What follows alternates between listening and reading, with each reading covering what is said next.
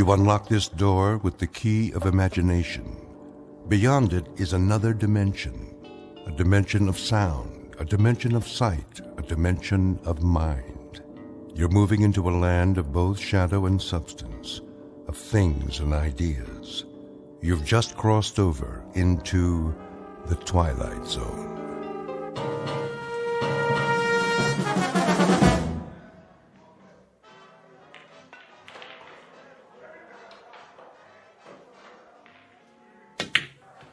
Oh, tough luck, mister. Yeah, I thought I could make that one easy. Yeah, I thought so too. Well, at least I didn't leave you much. Well, let's see. Face it, you don't have a shot. It looks like you're gonna snooker yourself. Well, you never can tell. 8-ball, corner pocket. Lots of luck. Like I said, 8-ball, in the corner. Hey, how'd you do that? Ah, just lucky, I guess. Luck, nothing. That was some shot. Been practicing. Guess it finally paid off. Yeah. You win. Here's your $5. One more game? Double or nothing? Hey, you wouldn't be hustling me, would you? Do I look like a hustler? I'm not sure. Oh, come on. Me? See, I just play on my lunch hour, whatever town I'm in. Relaxation. Me too. Strictly for laughs. So how about it? I don't know. Flip to see who breaks? That's all right. You go ahead. Yeah? Sure. Well, okay. Double or nothing. Go on. Sink as many as you can. Make it hard for me. No money on the table. Oh, yeah. Okay, Pops. You know I don't allow gambling in here. We're just having a friendly little game. Jesse, why don't you give it a rest? Now, he do this a lot? Every day is all he lives for, this one. So he is a hustler. What are you talking about? Tell him, Pops. I never hustled anybody. Not for money, for pride. Go outside, Jesse. Get some sun on your face. You'll feel better. I already feel better. Forget the money. We'll play for the fun of it. No stakes? Not a dime. In that case, let's see how good you really are.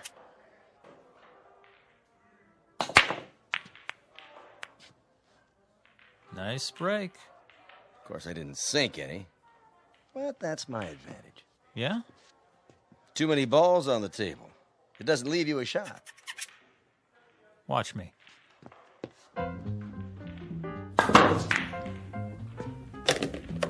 What in the... Bank shot, 3 cushion.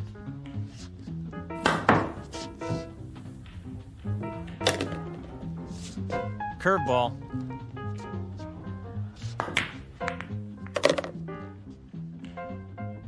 Top spin. Little English.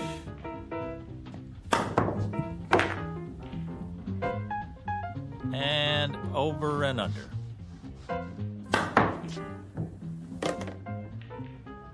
Now, my favorite shot. Took me years to learn this one. You're not going to believe it till you see it with your own eyes.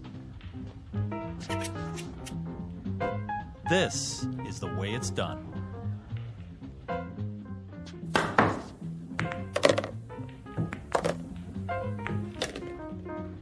Pretty good. Pretty good. You kidding? Nobody ever made a shot like that in the history of the world. Yeah, it's not bad, I'll give you that. But you're no Fats Brown or anything. What? Put your glasses on. It was impossible, but I made it. Yeah, sure. Keep practicing. You'll get there. Hey, here's for the beer, Pops. See you around. Okay, thanks. What are you talking about? Keep practicing. I made it. Jesse. Just enough Hey. English, the right draw, perfect position. Settle down. Perfect. Easy, Jesse. That's all I ever hear. Fats Brown. Well, I'm sick of it. I'm sick of hearing his name. Jesse, relax. You got company. Hi, Jesse. Jesse, you are a lucky man. Rita, what are you doing here? I thought we had a date. Oh, that's tomorrow night. Thursday night. Tonight is Thursday night. What? Oh, I guess I lost track of time. I'm sorry. I was supposed to pick you up at 8 o'clock. 7. 7. It's 9. Wow. Wow. You look great. Don't change the subject. But I did get dressed up special just for you. Well, we can still go out. It's pretty late for dinner. Well, how about if we go out for a drink? Or a movie? How did you forget about our date? Yeah, how did you do that, Jesse? I was shooting pool, and I guess I just lost track of the time. Uh-huh. The guy I was playing started baiting me, saying, I'm no Fats Brown, I'm no Fats Brown. Can you believe that? How could I not be better than a guy who's been dead for 15 years? When it comes to dating, it's a draw, Jesse. Okay, I deserved that. Look, I'm sorry. I'll make it up to you. Come on, let's get out of here. Why not? There's nobody left to hustle. Right, kid? You bet, Pops. I beat them all. Fats might have been good in his day, but this is my day. I'm Jesse Carter, the best pool cue on Randolph Street, the best player ever. Maybe. Too bad Fats is dead. Now, you'll never know for sure. I know, and it's killing me. I would have given anything to play him.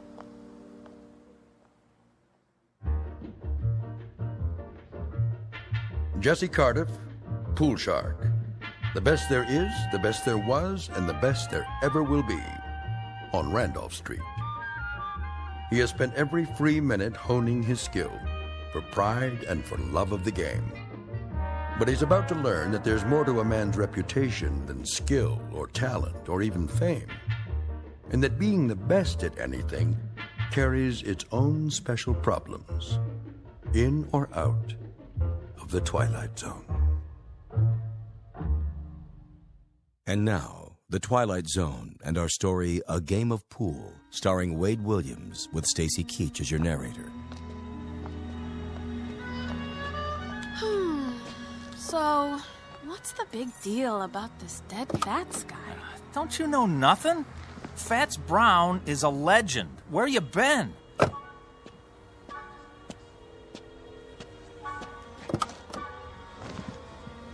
Most people say he's the best ever. Then he must be. No, not really. Because most people never saw me play. I'm better. Is pool all you think about?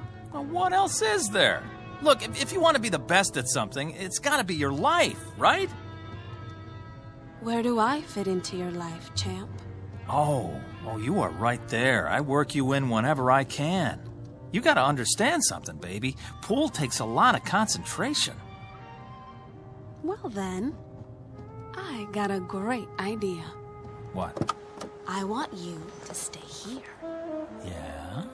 Then concentrate Oh. on losing my phone number. Oh, Rita, don't be mad. Rita, where you going? Rita, come on. Look, Rita, please stop. Get lost. Let me explain. What? Look, I would give anything to play Fats Brown just once. Is that so wrong? Yes. But for your own sick, self-centered ego, I hope you get your wish. Oh, Rita, come on, give me a break. I just want to beat the best. What's wrong with that? Fats, dead and buried in the ground. I'd give anything to play him one time. I could beat him cold, I know it. I'd show him who's the best.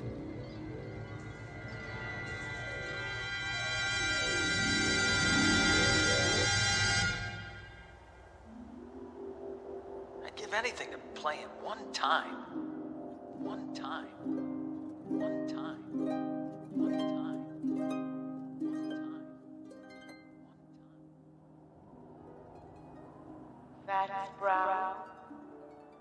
Mr. Fats Brown. Report to Lister's pool room. Randolph Street. Who is it this time? Fats Brown. You're needed. Lister's pool room. Randolph Street, Chicago. I'm on my way. Mr. Fats Brown. One game. Whatever way he wants it. Doesn't matter to me. Straight pool, anything. If I just had the chance to meet Fats Brown face to face one time. At your service. Who? How did... You called? Yeah, but... I must be seeing things. Why do you say that? Fats Brown? I thought you were... Dead? Not quite. As long as people talk about you, you're not really dead. As long as they speak your name, you continue. Continue? The game goes on, you might say. A legend doesn't die just because the man does. No. I know that, but... But what? This is impossible. Nothing's impossible. Some things are less likely than others, that's all. Wait a minute. There's a picture of the real Fats on the wall. You look like him, but... Not many people do. Yeah, there, standing by a table, holding his custom-made pool cue. You mean this one? Where'd you get that? Nice stick. Good balance. I had it made to order. Wait a minute, let me get a look at the face. The chin, the nose... Not one of my better pictures. It isn't a rib. I mean, you're him. You're... James Howard Brown, known to my friends as Fats. I know it's a shock, but then you called me, I didn't call you. Well, I didn't mean to... I mean, that is, I was just trying to... To what?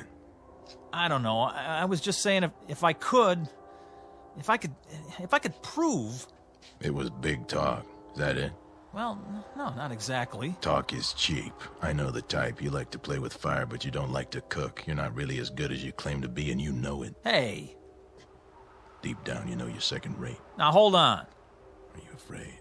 Well, why would I be? Look, I've come a long way, boy. I don't like to be fooled with. I've met your kind before. A little skill, a little knack, some style. But when the heat's on, you fold. That isn't fair. You've never seen me play. Maybe not, but I've seen plenty like you. You have, huh? How do you know I can't beat you? How does anyone know anything? We learn to read the signs. Well, take another look. It's possible, isn't it? That's not the point. It's a matter of what's likely. But it is possible. Sure, it's possible. Things change. Records get higher. Once upon a time, nobody could run the 4-minute mile. But people get better. Then you admit it. Yes, it's possible you could beat me. But the only way you'll do it is with a pool cue. You'll never get the job done with your mouth. All right, fat boy. Dead or alive, I'll tell you something. Maybe you are some kind of a legend, a tin god, but you know what you are to me? A big balloon, just waiting for someone to stick a needle in you. Well, I'm the someone, and here's the needle. Where? My pool cue. Oh, it'll get the job done, don't you worry. You're like all the other legends. You get by on your reputation. One time I heard a man in this very room swear he saw you make a 9-cushion bank. And you don't believe it? Now, you hit a ball that hard, it won't stay on the table. The guy had more imagination than brains. Is that so? Well, let me tell you.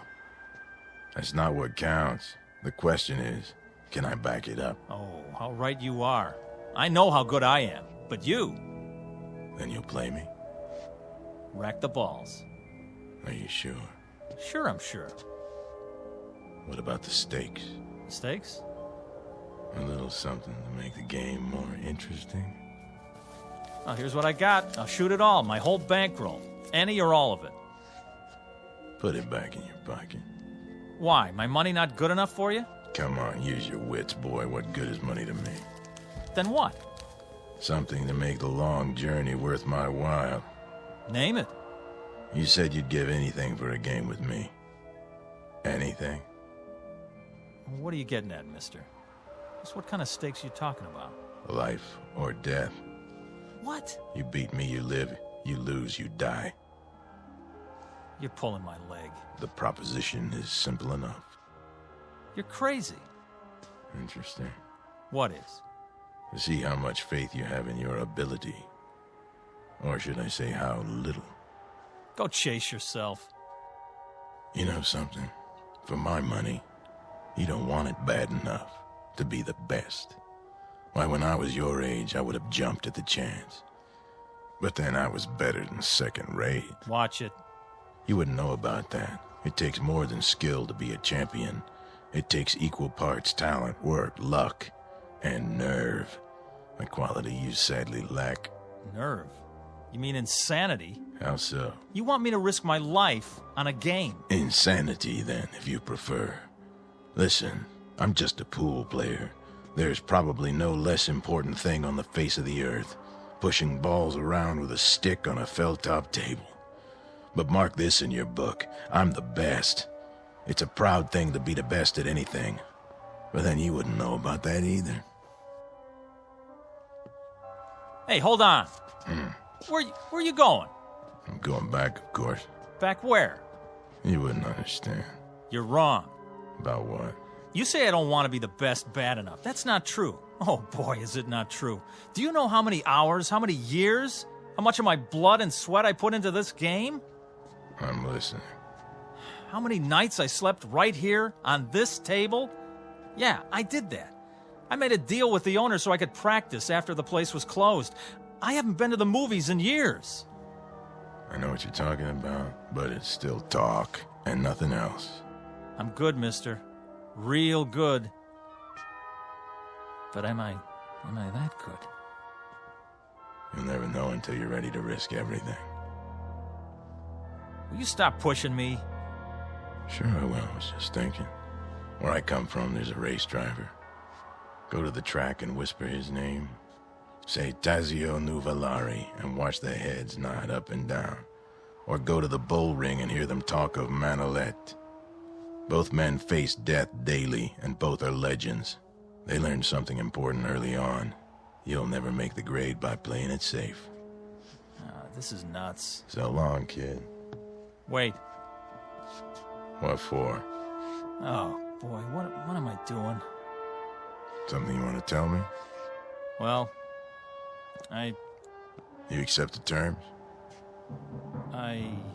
Life or death? Rack 'em.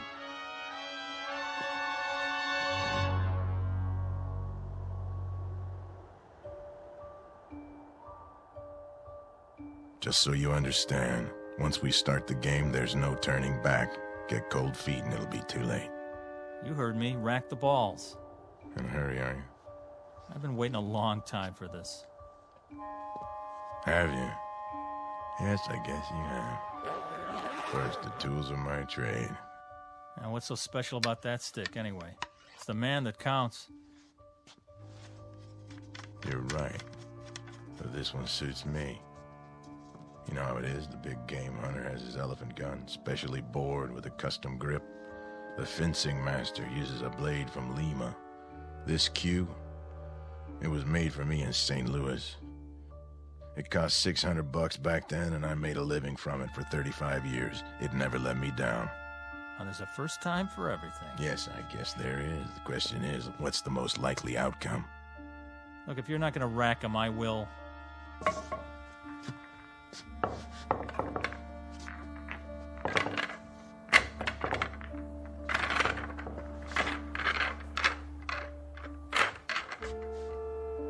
Anytime you're ready.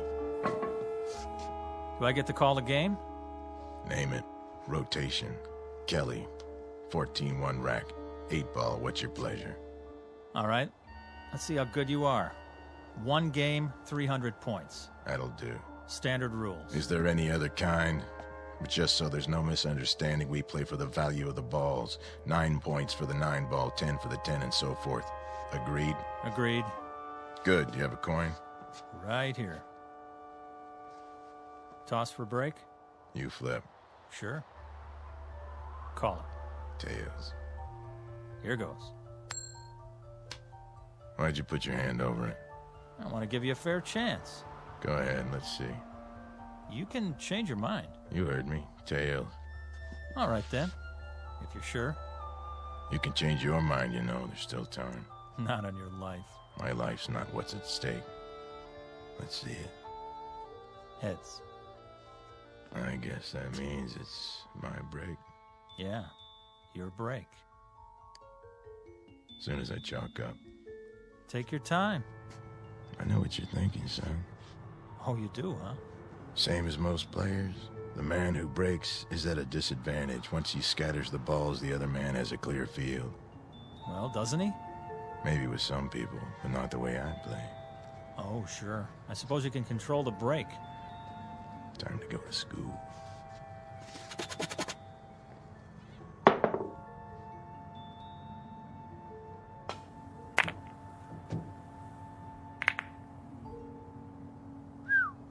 Wow. 2 balls into the rail, back to where they were. Exactly. No advantage given. That's a perfect break, all right. I bet it took you years to learn that. Oh, it did, but not the way you think. What do you mean? Takes more than practice.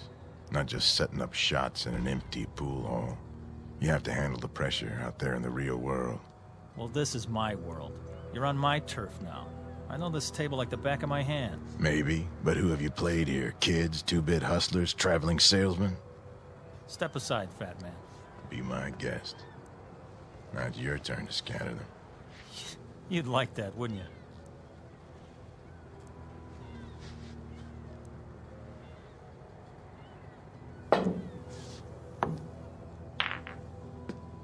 On safety. Playing it close to the vest, aren't you? That's what you call strategy. What are you gonna do now? I'll try to think of something. There's always a power break. Yeah. But if nothing falls, you leave me wide open. And if I sink one, you're really in trouble. With luck, I can run the whole table. Prove it.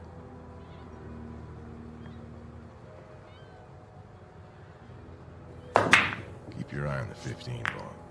It's not going in. Funny thing, I was thinking it is. Corner pocket. Think again. Oh, well, quite a few balls around the 1. Looks like you're sewed up. Yeah. If you don't connect, it'll cost you. If I don't. Mind if I smoke? If it makes you feel better. Yeah, you wouldn't have a fresh pack on you. I gave them up. Bad for my health. Oh, that's okay. I got 1 left. Nervous? Not me. Why is your hand shaking? Maybe I'm itchy to get this over with. Or maybe you're just trying to rattle me. Or maybe it's because you don't have a shot. Except for the bank. That'll take a lot of English. No, I'm loaded with it.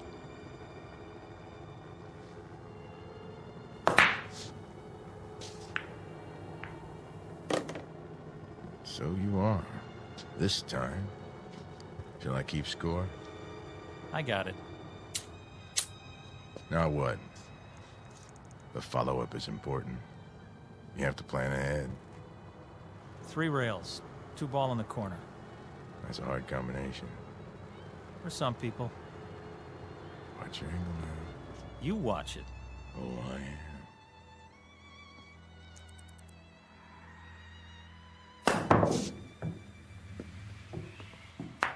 How about that, fat boy? Not too shabby. It was great. In some places. You know what? You're like all the others. Always trying to bring me down. Well, why would I do that? When I was a kid, there were plenty of guys like you. Guys who were good at things like music and basketball and arithmetic. They'd do anything they could to make me feel about an inch tall. Well, you fooled them, right? Yeah, I sure did.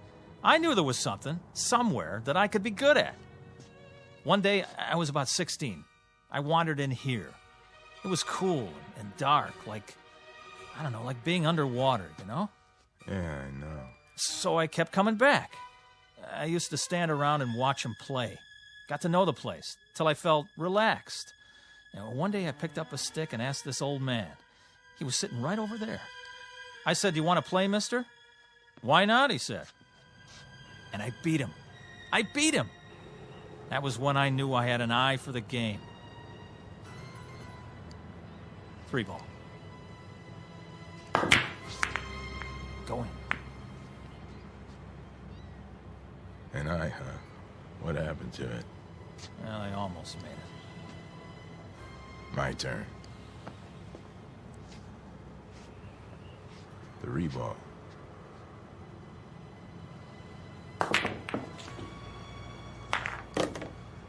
You know, almost works a lot of the time, but not in geometry.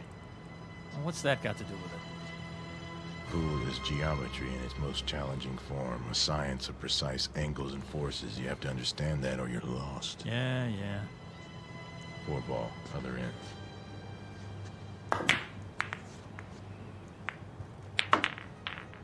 Lucky shot. Luck had nothing to do with it. 5 in the side. Angles, forces, big deal. Now who's sewed up, huh? I'll admit, it doesn't look good. You can say that again. If you don't hit the 5 first, you scratch. And that'll cost you points.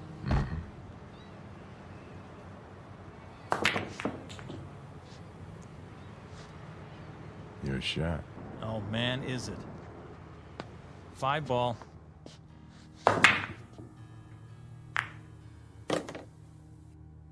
Six.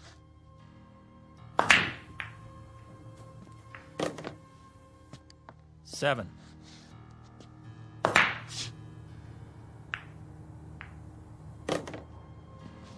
Now the 8.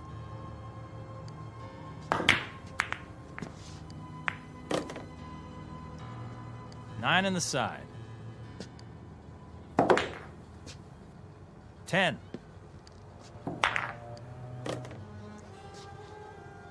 Eleven ball, corner.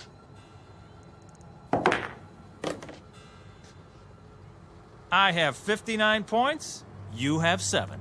The game still has braces on its teeth. Rack 'em up.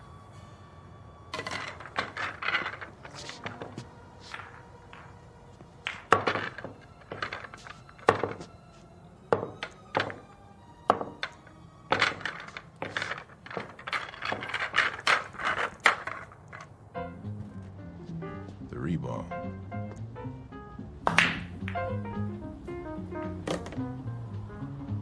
Four in the side pocket.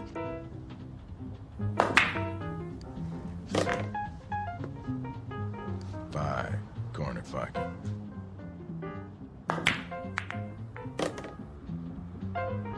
Nine in the side.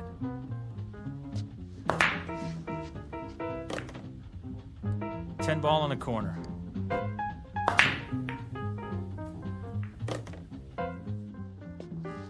$11.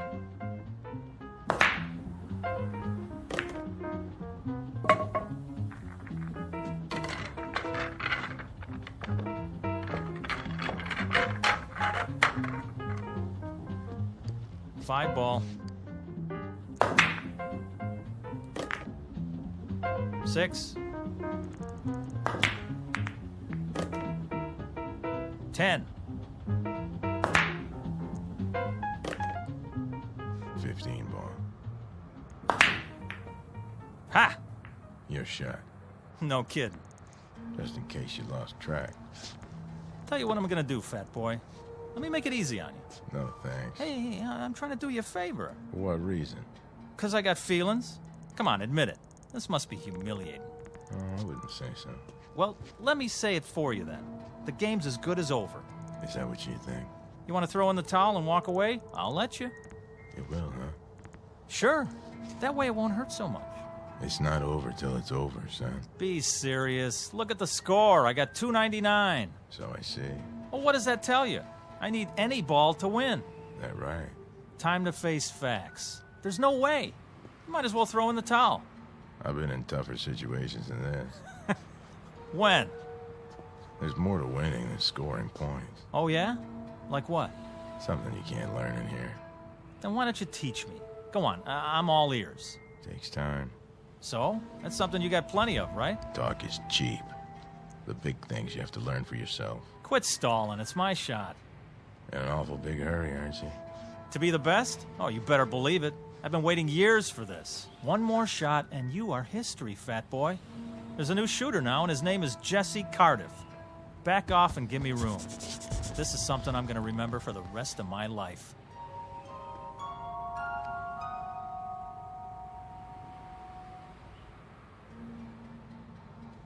Don't let me hold you up. Oh, I won't, I promise. Yep, this is the big one. They don't come any bigger. Me and Fats Brown, and I need one to win. Feast your eyes on this. Number 5 in the corner. Funny.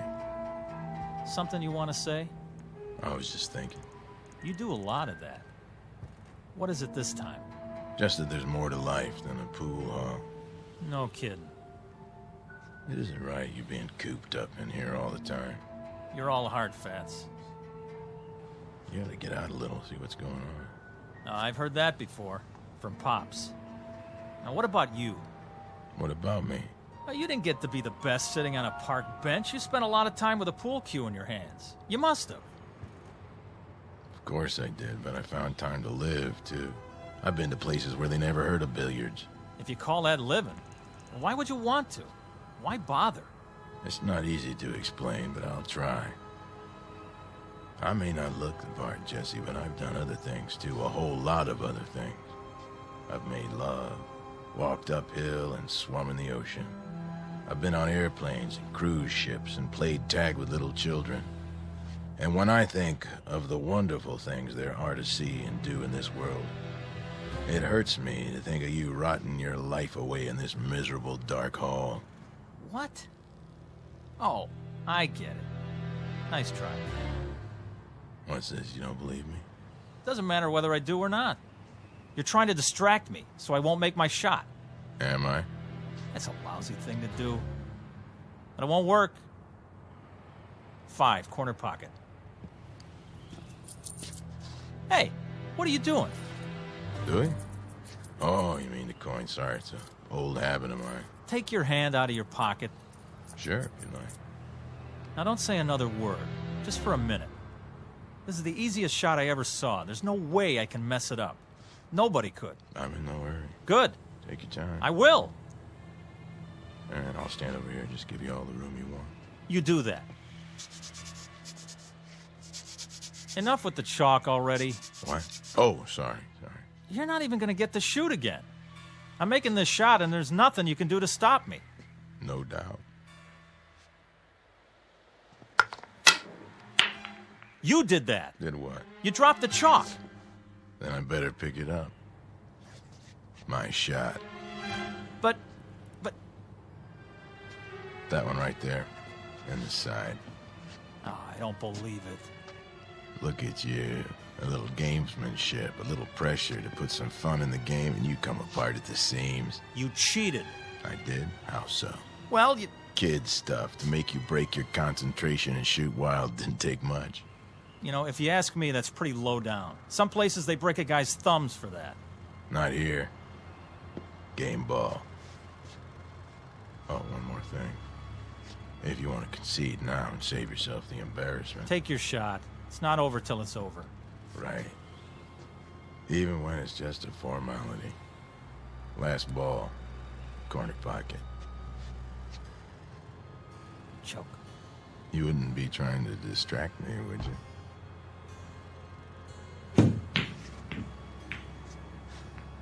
Ha! Almost. Almost doesn't make it. There it is, the game ball again, right in front of me. All my life. So you said. Okay, you had your fun. This ball has my name written all over it. Perfect angle, clear table. I was made for this. Give it some thought, Jesse. Think about this. I sink it. I become the greatest. You're not gonna make it. It's simple enough straight in, but you won't make it. You're sweating, fat man. Now, why are you so nervous? Not why you think. You wouldn't understand the reasons. No. I understand all right. It means a lot to you, doesn't it? Even as a dead man. To have your name up there as the unbeatable champ of all time? It carries certain satisfactions, yes. I'll give you a chance at my crown, Jesse, but only if you're willing to stake your life on the game, Jesse. Couldn't be just a nice, friendly little game, huh? I take it as it comes. To you, pool is not a nice, friendly game. It's a win-at-any-price affair. I saw that right off, and I acted accordingly. But it didn't do you any good. Didn't it?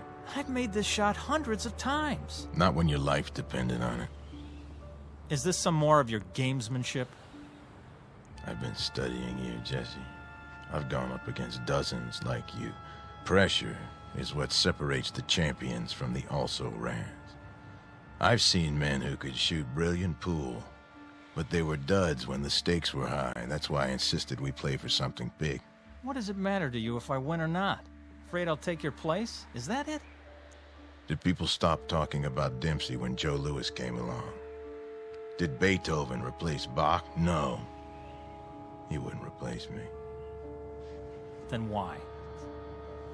Someone has to keep the flame. Someone has to weed out those who haven't got what it takes. The champions, the legends, they serve a purpose. To be a challenge and an incentive. I don't need a challenge. Everyone needs a challenge, Jesse. Someone great out of the past to say, match what I've done, boy, and make it better. That's true of all walks of life. Music, politics, sports, you name it. Musicians all over the world have been better because of Bach and Beethoven and Mozart. There's a man in the White House who can look out his window and see the Washington Monument and the Lincoln Memorial. Don't you think it helps him to be a better president? Yeah, but a game of pool? Anyone who tries to be good at anything finds himself in your shoes. He finds himself faced with a legend. And when he can't measure up to the legend, he fades away, he dies, and is forgotten. I'm only a pool player, Jesse. But I'm the best. No, you were the best. No man gets past me unless he has what it takes. And you don't think I have it? There's still one ball on the table. And it's taken you a mighty long time to get at it. You wouldn't believe this, Jesse. But personally, I'd like to see you win. Yeah. Yeah. I've only been doing my job. Stand back and give me some elbow room. Wait, Jesse. Oh, no. I've been waiting too long. Before you shoot, think about one thing. What? Sink that ball and you may win more than you bargained for. You're wasting your breath. Don't you get it? There's nothing you can do to stop me now. Nothing. Sorry. I was required to say that. Something along the lines of a disclaimer. Well, what are you waiting for? Not a thing.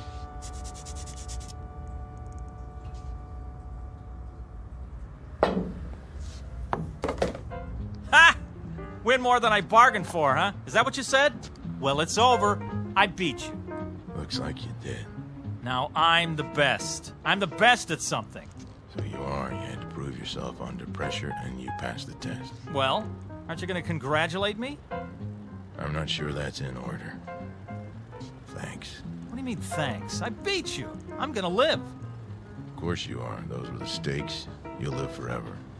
Then why thank me, fat boy? You'll find out when the time comes for you to leave Randolph Street. You're a sore loser, that's all. I beat you fair and square. Yeah. You saw it. I beat the king of the hill, Fats Brown himself. So long, kid. Thanks for the game.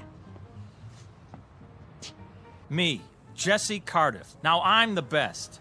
And I'm gonna stay the best, because nobody's ever gonna take it away from me. Not ever. From now on, it's me, Jesse Cardiff. You hear that, world? Jesse Cardiff. Jesse Cardiff. Jesse Cardiff. Jesse Cardiff. Jesse Cardiff. Jesse Cardiff. Jesse Cardiff. Jesse Cardiff. Yeah.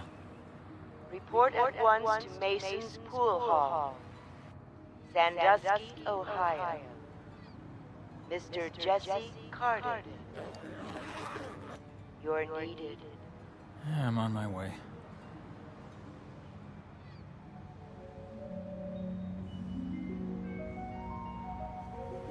Mr. Jesse Cardiff, who became a legend by beating a man known as Fats. But many years later, after his funeral, he found out that being the best at anything carries with it a special obligation to keep on proving it. Mr. Fats Brown, on the other hand, having relinquished his champion's medal, has gone fishing. These are the ground rules on Earth and in the Twilight Zone.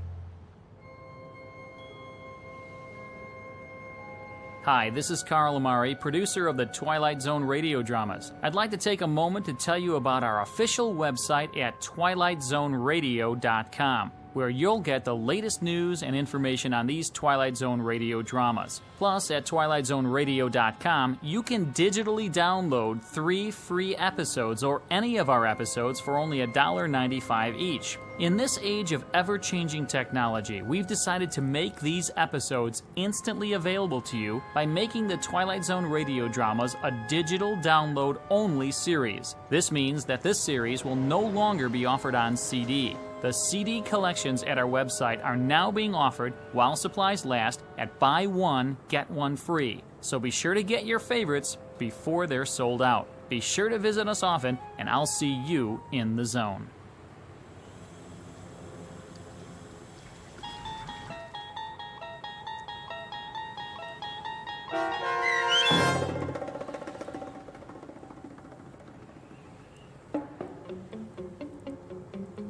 A Game of Pool, starring Wade Williams with Stacy Keach as your narrator, was adapted for radio by Dennis Etchison and Joby Cerny, and written for The Twilight Zone by George Clayton Johnson.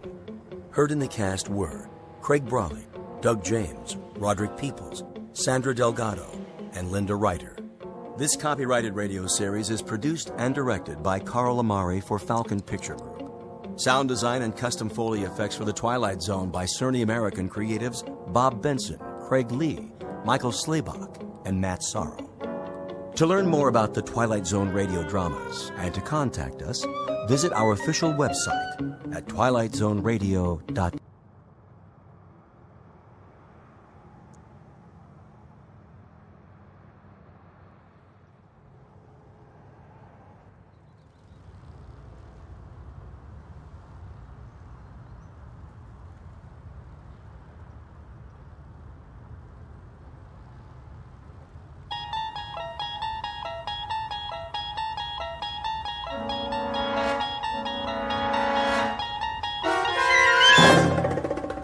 You're traveling through another dimension, a dimension not only of sight and sound, but of mind, a journey into a wondrous land whose boundaries are that of imagination.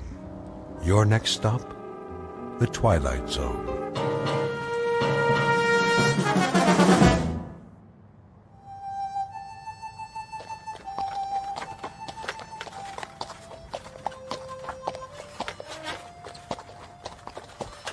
How much longer, Chris? Not long. We'll stop soon as we find a place. Where? Look around. We saw the last shade 2 days ago. That's a buzzard up there circling the wagons, and it's been following us since dawn. It's waiting for the next one to die. How's the boy? Still burning up with fever. He can't take any more. All right, honey. Hold up! Whoa! Oh! Oh! We'll stop here for a few minutes.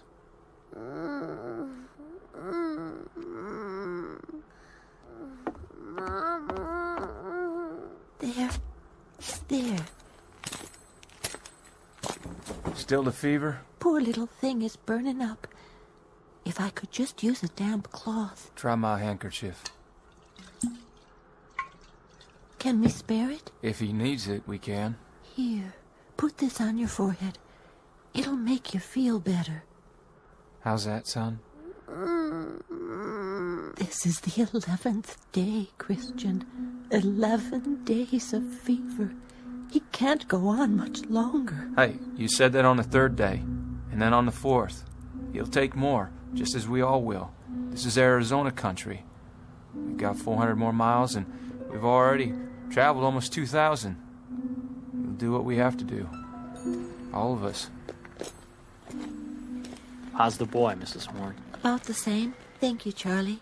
Figure that Apache country is just due south. That's what you said we were looking out for, ain't it? That's what we've been looking out for. We travel due west, close together and button up tight at night. No fires if we can help it. Bad Indians down there, Chris. That's what we heard. And they travel in big parties, don't they? And we got 5 rifles. 5 rifles, Chris, and a sick child, and 4 wagons, and 7 dead, tired men and women. We was dead tired a week ago, and a month ago, and a month before that. And there were war parties back in Kansas, and we near froze to death in Colorado. And we was out of our minds with thirst last month. And we've kept on going. We've always kept on going. We always... It's this way, Chris. We've been doing a lot of talking and a lot of thinking. And? We figure we ought to turn back. Turn back? That what you all want? Turn back? Chris, we're about at the end of our rope. We're hungry and we're sick. We figure we better do it now, or we're gonna die out here. You turn back and I guarantee it. You turn back and try to go over 1,500 miles of St. Louis again, and you'll leave your bones bleached in one of those deserts between here and there. Or have your scalps taken off. Or you'll freeze to death in a mountain pass. And if you go on, what's gonna happen to that beautiful child of yours? Listen, those 1,500 miles are behind us. They're all gone. The heat, the cold, the misery. You can look back at them as things that have happened. Not agonies you're gonna have to live with. How do you know there's not gonna be more days and weeks and months like it? How can you be so blamed sure? I'll figure there's only about 400 to 600 miles more to go. 400 to 600 more miles, friends. And then we made it. We can't stop now. Listen, if we stop, we're dead. That's gospel. We're dead. Could be we're dead anyway. Okay, just give me one more week. 1 week. I'll get us through. I promise you. I'll get us through. What about water? We're almost out of water. I'll get water. I'll find some. How, Chris? With a divining rod? I don't know how, but I will. I swear. The year is 1847. The place is the territory of New Mexico. The people are a tiny handful of men and women with a dream. 11 months ago, they started out from Ohio and headed west. Someone told them about a place called California, about a warm sun and a blue sky, about rich land and fresh air. And at this moment, almost a year later, they have seen nothing but cold, heat exhaustion, hunger, and sickness. The men and their families are now one with the animals and the wagons and the landscape, and they stare straight ahead, numb and glassy-eyed. They are dust blobs whose lives have been reduced to a single function, forward motion. The man in the lead wagon is named Christian Horn. He has a dying 8-year-old son and a heartsick wife, once beautiful but now gaunt and drawn in the merciless desert air. Her husband is the only one who has even a fragment of the dream left, Mr. Chris Horn, who's about to go over the rim of a sand dune in search of water, sustenance, and survival, and who, in just a moment, will find himself heading into an uncharted territory known as the Twilight Zone.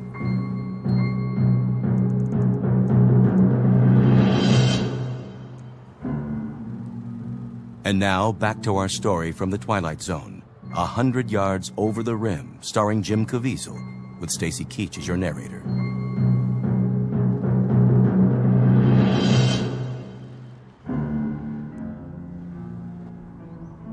A man had best not make promises he can't keep. I give you my word. And food and medicine for your child? We'll have those things. We'll have food and medicine and everything else. If you can just keep going. Just keep going and don't look back. Look out there instead. Look west. We don't even know where that is anymore. Don't make any decisions yet. We can't stay here anyway. Once we're past the trail, we'll be able to rest a couple of days. I'm almost out of water, Chris, and food. I'll go up ahead, over that sand hill. I'll do some checking around. Stay here now, all of you. Martha, give me my rifle. Chris, you might look for a shady spot, a pretty spot where we can. I won't talk about burying our son. Not now. Not while there's life in him. How far you plan on going? Just over the rim there, 100 yards or so.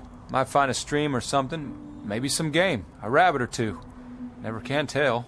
I guess that's true enough, friend. Never can tell. Stay close to wagons and keep them bunched up. Hold on, Charlie, all of you. Just hold on. I'll be right back.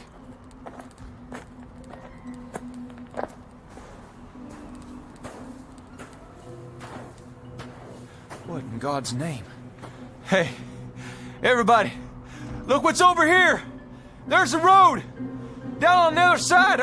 A road! Look! Martha? Charlie? Hey! Hey! Where's the wagons? Where'd everybody go? Well, must have got turned around there. Go on. Go up again and see. Yeah. See which way I'm looking.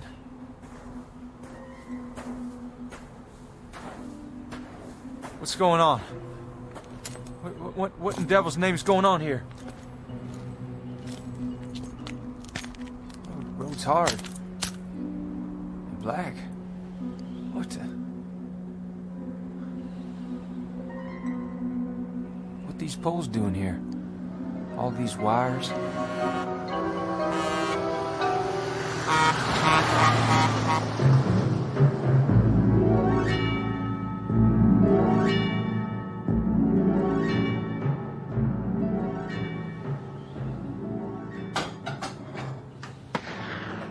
Joe? Yeah? What was that? Backfire. What? Truck backfired. Oh, you sure? I thought I heard a gun go off. Not likely. Might be one of those local boys shooting your sign. Well, if it was, I'll get the sheriff out here, but that didn't sound like any 22 to me. Look, Joe. Who's that? Some guy with a rifle. Go in the other room. But, Joe... I said get in back. I'll take care of it.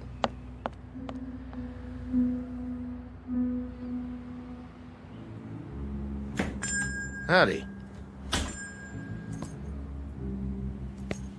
Did you see it? Did you see that thing? What thing? That monster. That big animal or monster, whatever it was. It almost hit me. Monster? No, I didn't see anything like that. If there was anything, it never got to here. It must have. It went by me just a mile or so back. You mean... You don't mean the truck? What's a truck? Hey, are you all right? You wouldn't have any water to spare, would you, mister? Any extra, I mean. Water? Sure. Come over here and sit down before you fall down.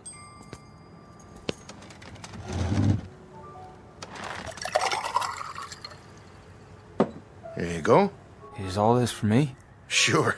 On the house. Well, thank you kindly.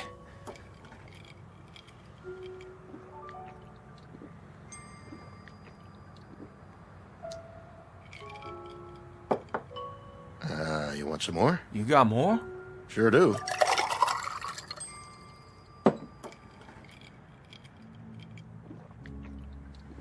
Whoa, now. You don't want to drink it too fast. Just how long you been out on the desert, anyway? How long? Well, almost a year. Well, at least almost a year of traveling. Started from Ohio. I had 6 wagons to start with. One of them was burned by Indians, and one turned back. Indians? Wagons? What are you talking about? Say, mister, what happened to your arm? You're bleeding. Oh, yeah, I am. Well, I guess I did it to myself when that thing come at me. I rolled out of the way. Thought it was a mirage, then the gun went off. Just a flesh wound, though. Not too deep. I'll have Mary Lou look at it. She's my wife. She used to be a nurse's aide. Mary Lou? Everything okay, Joe? The fella here, he shot himself in the arm. He did? By accident, he says. You want to take a look at it? Why, sure. I'll get some bandages out. Hand me a clean towel, will you, Joe? Sure thing. Got the first aid kit right here under the counter. I'll just set your gun over here. Oh, well, thank you kindly. Be careful with it now. That's a real old-timer. Antique piece, isn't it? No, bought it new before we started out, but she's been used a lot, I guess. We're running low on bullets. I don't suppose you've got any ammunition around here? Oh, no. We don't carry anything like that. This isn't a hunting area. What about Indians? The south of here's Apache country, isn't it? Why, sure. Well, sure, but there aren't any Indians nowadays. Well, I mean, not hostile Indians. No? Well, not as long as we've been here. Well, how long you been out here? How long? Oh, a couple of years now. Where do you hail from? Well, we used to live in Phoenix. Phoenix? Yeah, Phoenix. Mary Lou's folks are from there. I worked for her old man when we were first married, and then I bought this place here. Restaurant isn't doing so well, but the truckers are starting to come in now with the interstate. Restaurant? You have food? Sure do. Just like the sign says. On the wall there, see it? Right over the register. Joe's Air Flight Cafe and gas station. You don't understand a thing I'm talking about, do you? You've never heard of Phoenix, or registers, or nurses' aides, or trucks, or gas. Hey, mister, where are you from, really? Where'd you come from? Tell me straight out, why don't you? From Ohio. I left the wagons back there, and I walked up the rim to the hill, and I thought I might find some water or something, or some game, and then I saw that stretch of road out there, that black road, and those things, running on it. What things? He means trucks. Hold on. You hear that? You hear that? There's another one. It's all right. It won't stop. Take my word for it. Well, we heard tell it was a dangerous route, but the most direct one. To where? California. They say... No, take it easy, friend. We can talk about all this later. No, I don't have much time. I promised them I'd be right back. There you go. Your arm's all cleaned up with a bandage on it. I even made you a sling, see? Oh, much obliged. Just try to keep it clean now. I'll give you a roll of gauze and some tape. You're a nurse? Are you the doctor? Me? I just sling hash and pump gas. Take 2 of these. Drink a little water to get them down. What are they? They're antibiotic tablets. They ought to keep away any infection. Where do you get this? Well, at the drugstore. Of course, you're supposed to have a prescription, but these won't do you any harm. How do you feel? Could I? Do you think I could buy some more of those pills off you? Oh, I don't sell them. But you see, I got a real sick boy back there. Back where? In the wagon. If I can ever find the wagons again, but you say that this will help a sickness. Sometimes, depending on what it is. How about a fever and a bad cough? It's worth a try. You've got a family? There was 3 wagons of us. But when I turned around to look back down, they'd gone. Well, maybe you better rest a while, friend. Lie down. Get washed up. There's a bed in back. Look at this place. The tables like wood, but they're not. They can't be. And the legs are all silver and bright. That's not silver. It's steel. It's chrome-plated. What's that thing in the corner? Jukebox. A what? Plays music. You put a coin in it and pick a tune. Here, I'll show you.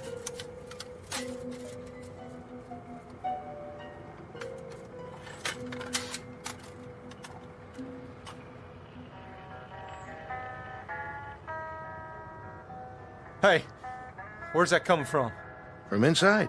Didn't you ever see one of these before? You got a man inside? Playing his guitar on my account? Let him out of there right now. Turn it off, Joe. There, that's better. It was a bad idea. All these things. Where am I? What is this place? Come with me. I'll show you where to wash up. Wait a minute. That picture. Where'd you get it? The calendar? Pioneer West Insurance Company. That's a picture of my covered wagon. Look just like my wagon. Oh, that's just an old lithograph. The date. That can't be right. It says April. But the year's all wrong. This is the year of our Lord, 1847. But this calendar says it's not even the same century. Oh, my dear God. How could that be? Easy now. What's going on here? Who are you people? Where am I?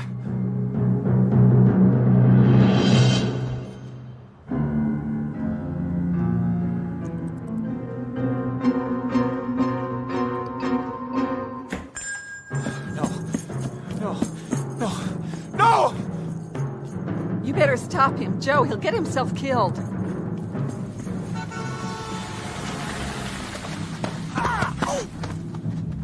Come on now, fella. Come inside. Please. Somebody tell me where I am.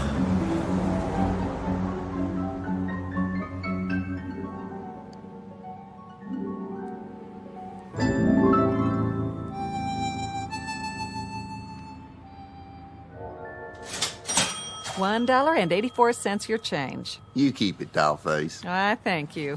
Say, pretty lady, if you don't mind my asking, what time you get off work here? Oh, not till late. But you better not let that man in the kitchen hear you say that. He's my husband. Oh, no offense, ma'am. None taken. You come back now. I'll do that.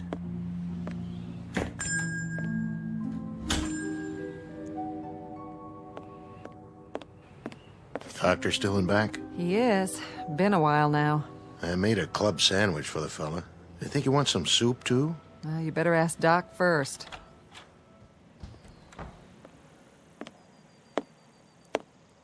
How's he doing back there?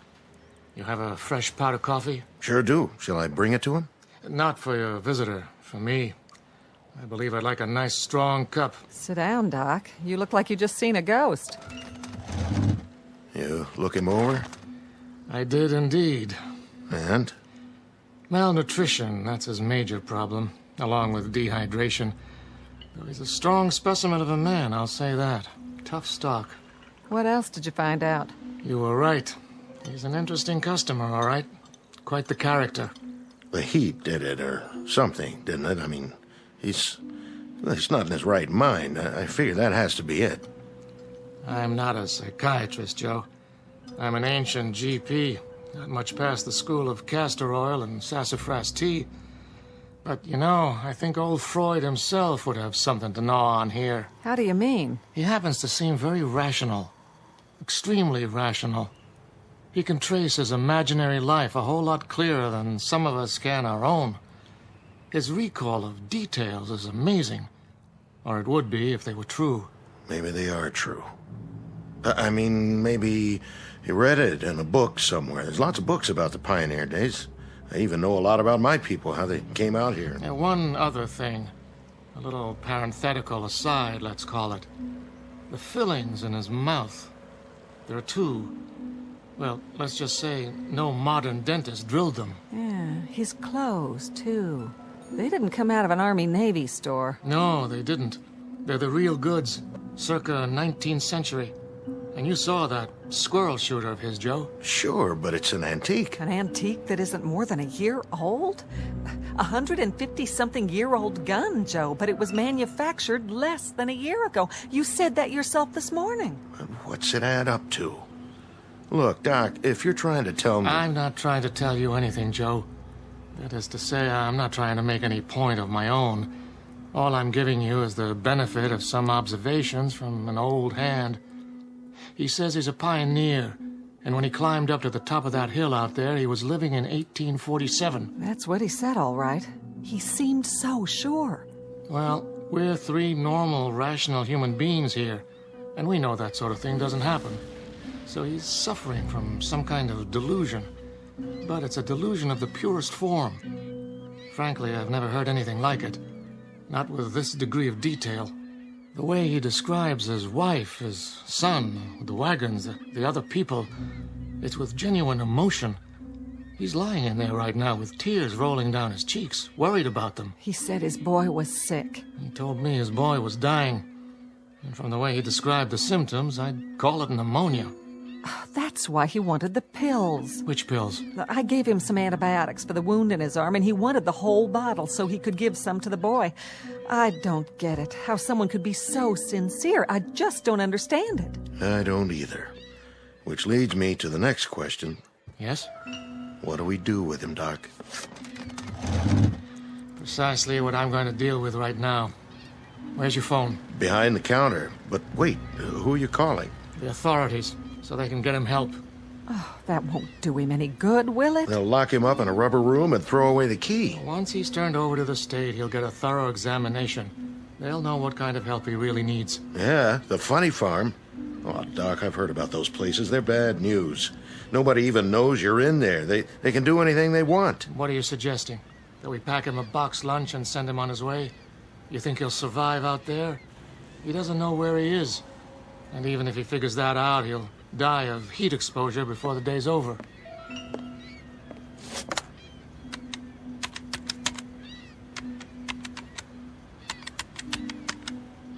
I want the sheriff's office, please. Oh, it just doesn't seem right. Yes, is the sheriff there? Oh, in his car. Well, that's even better. Can you radio him to get over to Joe's Diner as fast as he can? We've got a man here who needs looking after. No, not violent, but he should get here real fast anyway. Yeah. Thanks. Oh, Joe, I hope we're doing the right thing. So do I.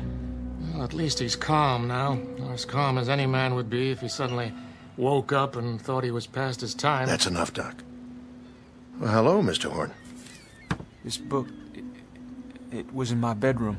Well, that's the encyclopedia. I was looking through it. I found something. What? Well, this here. Horn Christian Jr., M.D., famous for his early work in childhood diseases, pioneer in vaccine research, born 1839, died 1914. That was my son. That's Chris Jr. So I guess I'm either crazy or the world is turned upside down. But I think I got put here for a reason. Oh, you did. I just know it. For an important reason. What are you doing? You've been gracious and kind, and I appreciate it. But I gotta get back. I'll just get my gun now. Horn, we want to help you. But help means rest and medical attention. I can't let you leave like this. Come on, son. Come over here and sit down. I've called for the authorities. The authorities? Well, listen, I don't know who they might be, but I've got no time to wait and find out. Horn, please. Hey, don't go trying to stop me now. I know my purpose. I'm going to finish it. My life don't add up to much. Listen to us. Please, Mr. Horn. You take your hands off my gun, mister. You okay, Mary Lou? Oh, I'm fine. The gun just went off when he took it. It blew out my plate glass window. Horn! Horn, come back!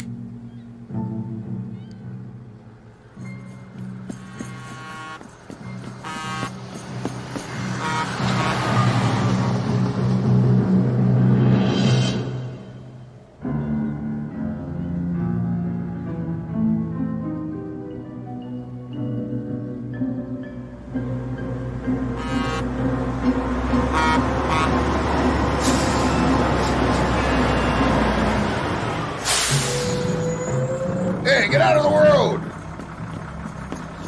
Oh, I'm sorry, mister. What's the matter with you? Horn, wait up! Are you all right? Those people, they're trying to stop me. Yeah? Where are you going? I have to get back to the Arizona territory. You do? Well, that's an easy one. Don't just stand there. Get in.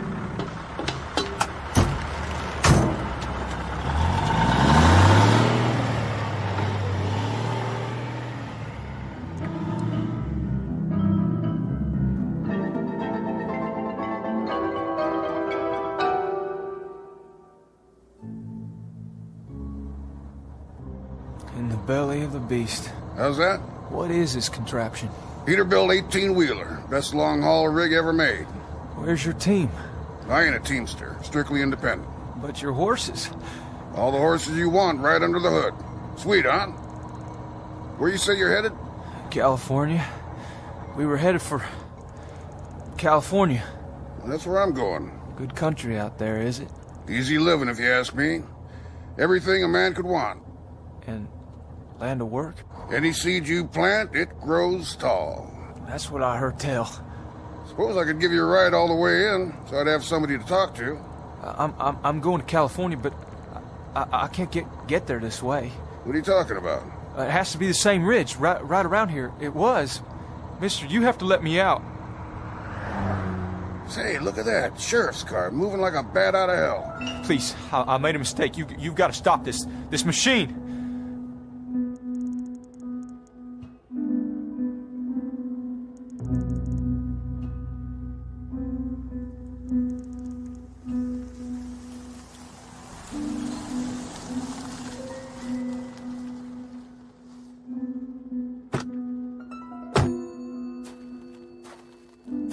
Hello, Doc. What's this emergency you got? Not exactly an emergency, Sheriff, but since I called, it might have turned into one. Sheriff, you gotta stop him. That's right. He won't make it out there. Hold on now. What you trying to tell me? Mr. Horn, Sheriff. Horn, is it? He's the man I examined. It's a long story, a pretty strange one. The point is, now he's run off. Well, where? He headed for the ridge, where he came from. So, he came in out of the desert? And now he's going back, about a mile up the road. Well, don't worry. I'll find him.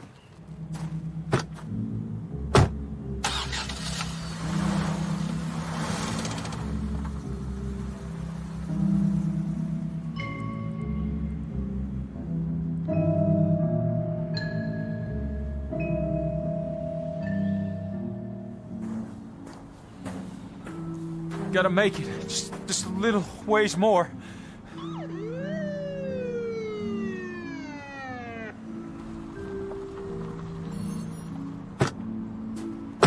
You there! Hold it! No, you don't. Not now. Drop the gun, son. I said, drop the gun. All right, now come on down real slow. The pills. I dropped the pills. That's it. Now put your hands in the air. Got it! I said halt! Halt, son, or I'll shoot.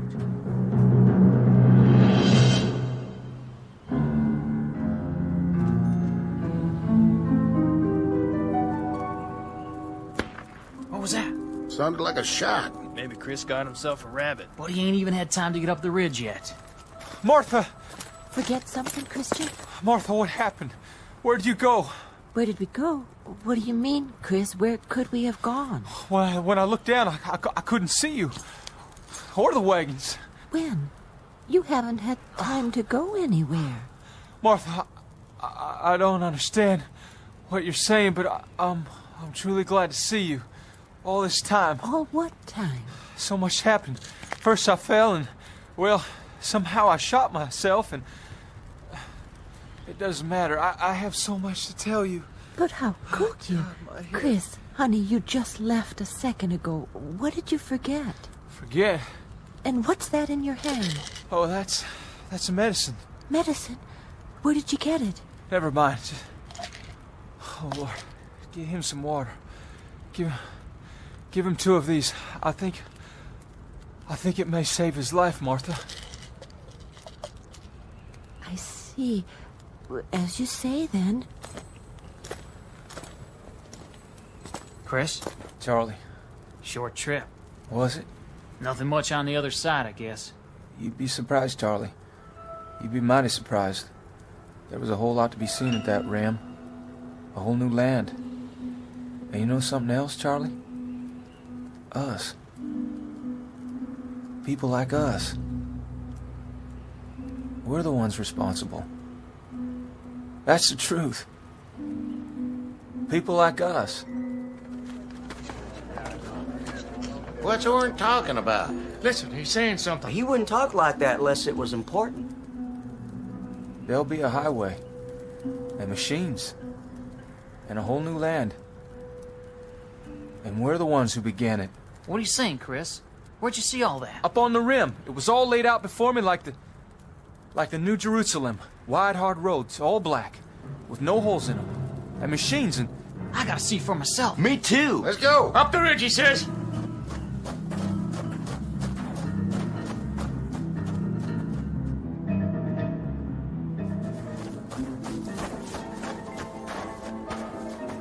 Chris, there's nothing down there. It's just like this side.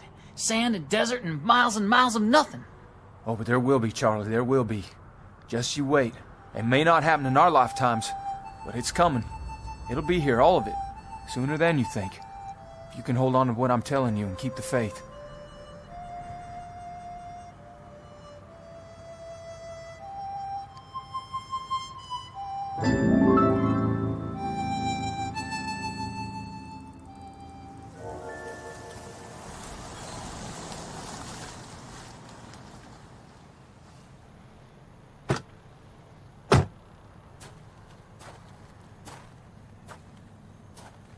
You didn't get him, Sheriff. I saw him all right, but I couldn't get him to stop. Fired a warning shot, but I didn't scare him none. Look, I wouldn't worry, Joe. He can't get very far. Don't worry, we'll find him. Thanks, Sheriff. You say he had a gun? That's right, a rifle. This it? It can't be. That one's all rusty, like it's ready to fall apart. That's what I thought. He couldn't have done any damage with it. Look at it close, Joe. It is his rifle, but it's changed. It's just as if it had been lying in the desert for 100 years. What's it mean? Who was he? Where did he really come from? I think he went back to wherever he did come from. But to where, Joe? Back to where he should be. Back to where he can make certain that the things it said in that book can happen. Back to a wagon train, heading west to California on a spring day in 1847.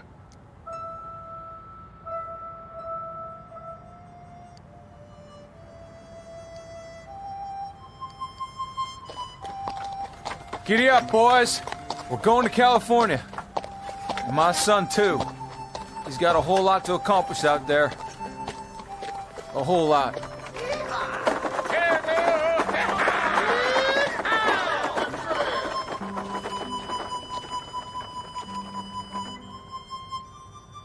Mr. Christian Horn, a farmer from the state of Ohio, one of the hearty breed who headed west when there were no blacktop highways or telephone poles or the solace of civilization.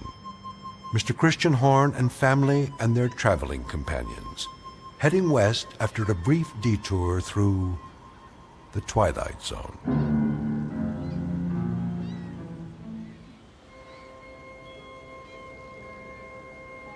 Hi, this is Carl Amari, producer of the Twilight Zone radio dramas. I'd like to take a moment to tell you about our official website at twilightzoneradio.com, where you'll get the latest news and information on these Twilight Zone radio dramas. Plus, at twilightzoneradio.com, you can digitally download 3 free episodes or any of our episodes for only $1.95 each. In this age of ever-changing technology, we've decided to make these episodes instantly available to you by making the Twilight Zone radio dramas a digital download-only series. This means that this series will no longer be offered on CD. The CD collections at our website are now being offered, while supplies last, at buy one, get one free. So be sure to get your favorites before they're sold out. Be sure to visit us often, and I'll see you in the zone.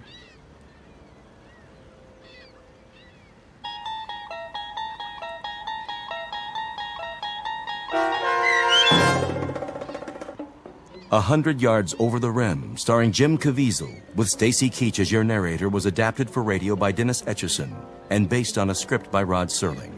Heard in the cast were Peggy Roeder, Rick Peoples, David Darlow, Doug James, Peter DeFaria, Rich Komenick, Meg Thalken, Zach Gray, Carl Amari, Roger Wolski, Diane Trice, and Irene Olson.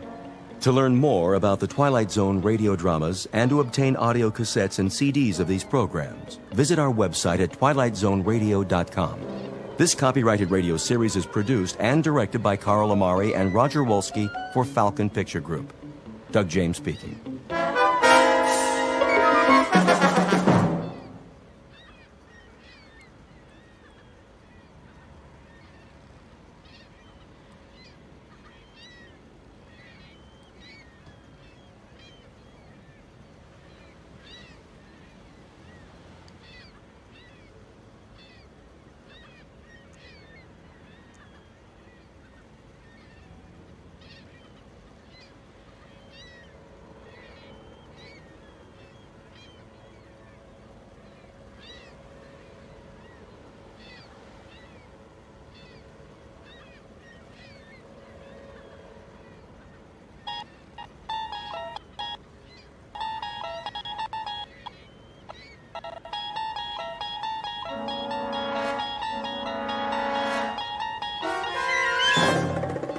You unlock this door with the key of imagination.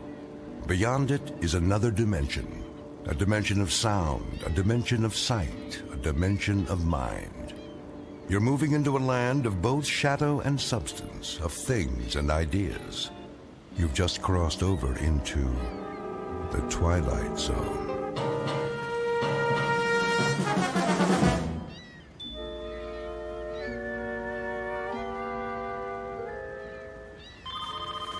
Cooper Corporation, how may I direct your call? Just a moment. Cooper Corporation. Coffee coming through. Who ordered coffee? With sugar and 2 creams. Right here. Thanks, Louie. You got it. Coffee here. Do you have any Danish this morning? I got bran muffins, granola bars, and trail mix. Oh, no. What happened to the Danish? Mr. Cooper's orders. Mr. Cooper, how come? He's on a health kick. Says Danish is bad for you. For the whole office? Everybody on the floor. He wants more work out of you. Oh, well. I suppose I'll have one of those granola bars. Is it chocolate coated? K-Rob. Sounds positively yummy. Guess I'll give it a try. Hey, that's wrong, you know. What is, McNulty? Well, the pastries are bad for the brain. True, they're mostly sugar and starch, but so are muffins, huh? Granola bars? Granola bars have as much fat as 13 strips of bacon. Did you know that? And trail mix? Forget it! Forget it! There's so many calories and saturated fats, you might as well eat a tub of popcorn, huh? With butter! Well, if Mr. Cooper wants to improve productivity... All I know is I got coffee with cream, cream and sugar, cream by itself, sugar by itself, or artificial sweetener. And that old favorite, all black. Take your pick. Ah, diversification. Now you're on the right track. As I always say, you can't run a business standing still. A business has got to move. A business has got to progress. You think about that now. Excuse me, I gotta progress through the office. Yeah, so do I. We all do. A business has got to keep pushing, keep punching, keep prodding, keep moving forward. That's what a business has got to do. Now, you think about that. Personally, I gotta get a drink of water. You coming, Gertrude? Oh, yeah. I think I better go with you. Ah, sounds good. Think I'll come along, too. Oh, that's all right. Hey, did you know that water is the most important part of a healthy diet? We're almost all water. I mean, our cells feed off of it, right? Hey, you see that suggestion box on the wall? I personally told Mr. Cooper to get better quality bottled water. Huh? But the chemicals they put in it these days, I mean, think about it now. It's a disgrace. Not to mention...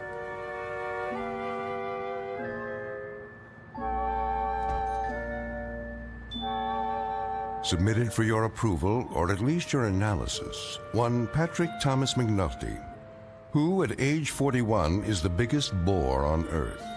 He holds a 10-year record for the most meaningless words spewed out during a typical coffee break. And it's very likely that as of this moment, he would have gone on through life in precisely the same manner. A dull, argumentative big mouth who sets back the art of conversation at least 1,000 years. I say he very likely would have, except for something that will soon happen to him. Something totally unexpected that will considerably alter his existence and ours. You think about that now, because this is, after all, the Twilight Zone.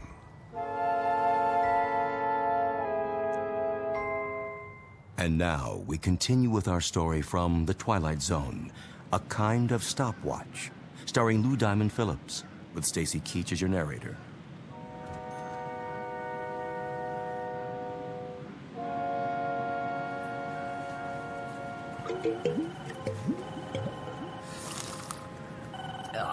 Damn.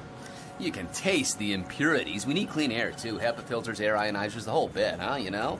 And these rooms need a new paint job while they're at it, you know? I mean, a nice, soothing color. Come on, Angie. Let's go to the powder room. Yeah, I'm with you. Because we've got to keep this company on track. You think about it now. We will. McNulty? Right here? Mr. Cooper would like to see you. Well, you hear that, everybody, huh? Mr. Cooper would like to see McNulty, huh?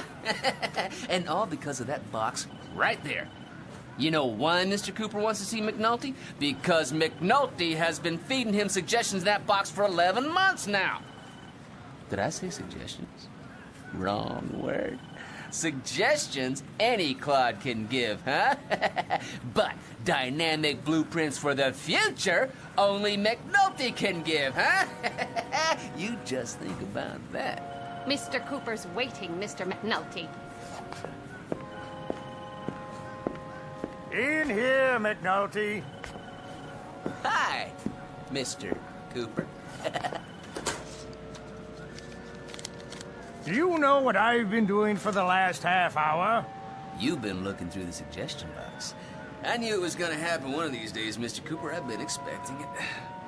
You see, the thing of it is, it takes a very special kind of employer to recognize that one of his men has got it. And obviously, McNulty does. Truer words, McNulty, have probably never been spoken here or anywhere else.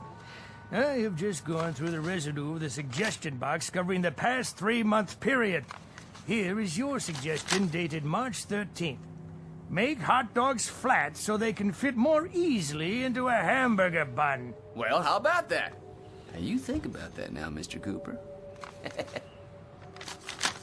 Make tin cans square so they can be stacked together more easily. Well, huh? Isn't that a guess? You think about that, too. Put small pontoons in field packs of soldiers so that when they cross rivers, they can float.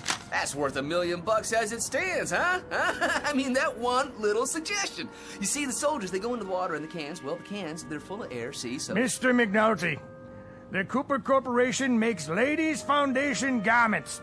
Not a single one of your 340 suggestions, repeat, not one of them, has anything remotely to do with this company's product. Right. See? I wanted to talk to you about that, too. What you ought to do is focus on new inventions for our customers. Our customers? Well, I've been doing some reading about pressure and leverage, the principles of engineering, and one of the greatest engineers of the 20th century was Howard Hughes. Why, did you know that he invented the cantilevered brassiere? Huh? He invented an undergarment that actually defied the laws of gravity, huh? Like a suspension bridge. And if it weren't for his little invention, nobody would have ever heard of Jane Russell. Huh? Did you know that? I believe this company is well aware of the history of our product lines, and they don't have anything to do with 1940s movie stars or eccentric old recluses with mental delusions. Exactly! The key to a successful business is diversification. More products for more kinds of customers. Now you think about that. I have thought about it, McNulty. Now you think about this. Yes, sir. You're fired!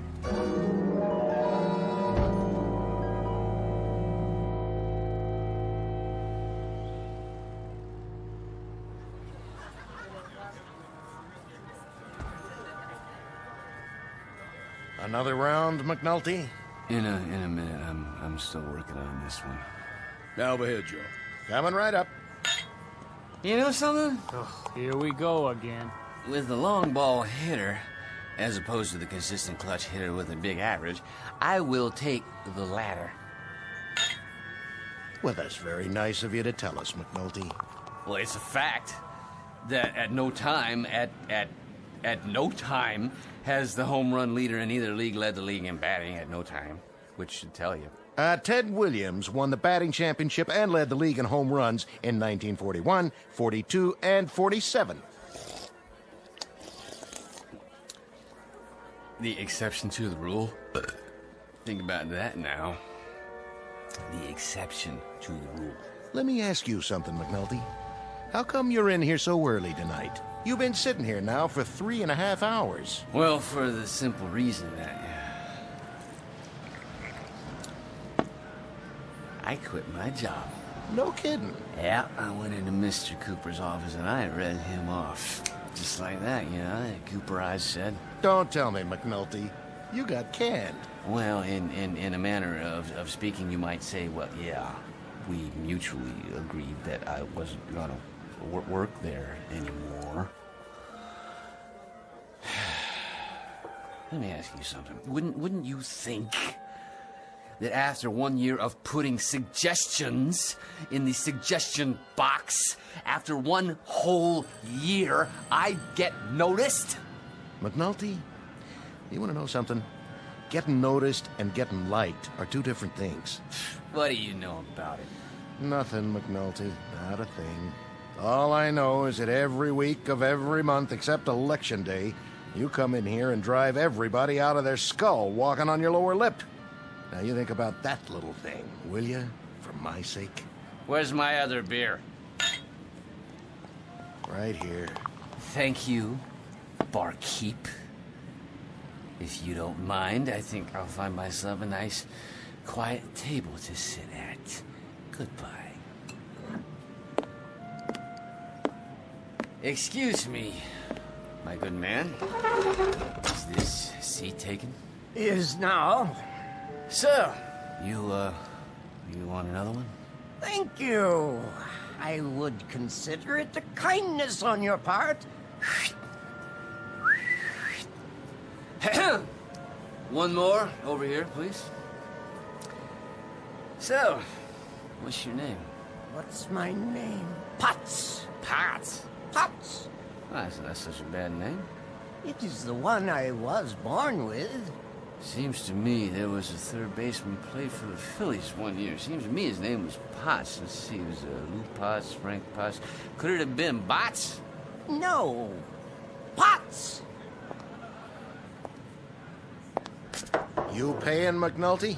Because this old rummy already gave me his last dollar. This man is my friend. And I like a little respect from you while you're at it. I bet you would, McNulty. And you getting respect from me would be about as easy as flagging down a cab on 46 and Broadway at 8 o'clock on New Year's Eve in the rain. Here you go. So, what do you want to talk about? You want to talk about baseball? Well, it is a great American pastime, and I am so glad that Abner Doubleday saw